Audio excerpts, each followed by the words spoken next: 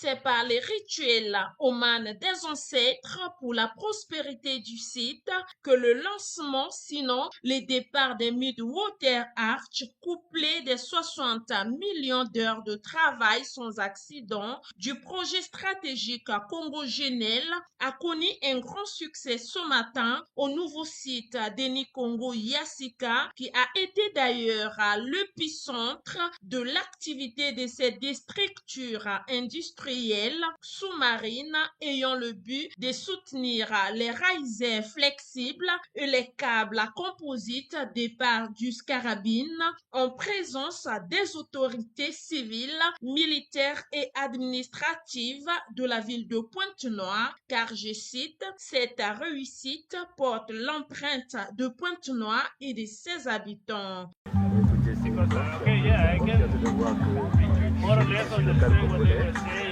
vont justement trouver les compétences pour pouvoir monter ce genre de structure. Vous avez vu que ça a été fait en 3 mois, je pourrais dire 20 ans encore. Et franchement parlant, c'est une belle fierté. Et je pense que c'est quelque chose qu'il faut continuer à valoriser.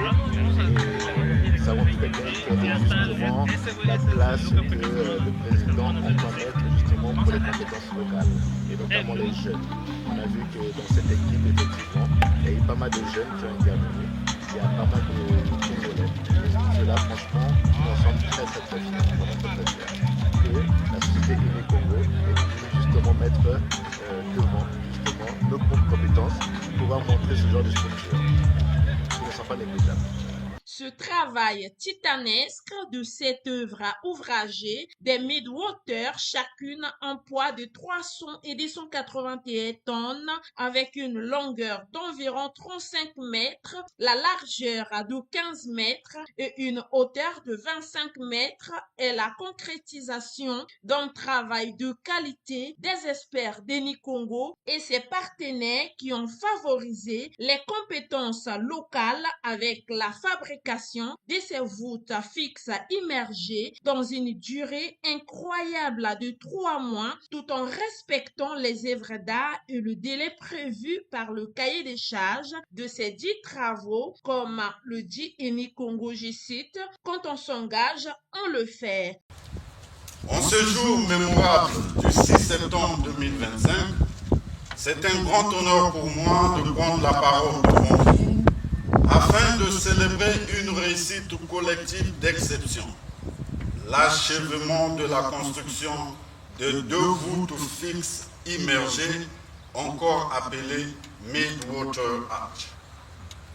Permettez que je vous présente de manière succincte les 2 structures construites dans le cadre du projet Genel. Les Midwater Arch sont 2 structures sous-marines prévues pour être installées en proximité du flotteur Scarabeo 5 pour soutenir les risers flexibles et les câbles composites au départ du Scarabeo. Ces 2 structures ont chacune un poids respectif de 300 et 281 tonnes, une longueur d'environ 35 mètres, une largeur de 15 mètres et une hauteur de 25 mètres. Elles ont été fabriquées en un temps record de 3 mois seulement, tel que prévu dans le planning des activités.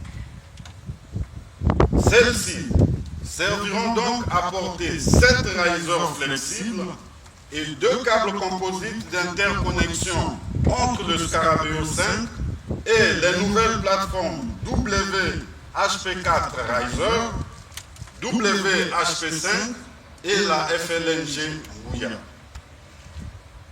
Au-delà de ces aspects purement techniques, il convient de retenir que les structures ont été complètement fabriquées ici même au Congo, dans cette base Yassika de Enikongo. Notons donc que ce projet n'est pas seulement la victoire d'Enikongo, mais c'est plutôt pour le développement économique durable du territoire, illustrant la vision du chef de l'État Denis Sassou Nguesso, président de la République, qui œuvre constamment pour le développement énergétique et industriel du Congo.